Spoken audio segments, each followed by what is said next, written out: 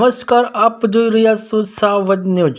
મહેસાણા લોકસભા સાંસદ અને ONGC high power કમિટીના ચેરમેન હરિભાઈ પટેલ તથા કમિટીના સભ્યો દ્વારા નંદાસન જીજીએસ તથા ડ્રિલિંગ રિંગની મુલાકાત કરી।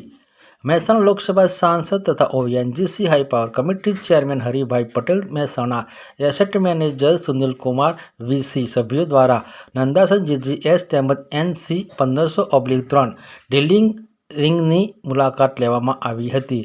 સાથે ઓઇલ ઉત્પાદન ક્ષેત્રે રહેલા પડકારોને સમિતિએ અભ્યાસ કરી ક્રૂડ ઓઇલના નમૂનાનું પણ નિરીક્ષણ કર્યું હતું।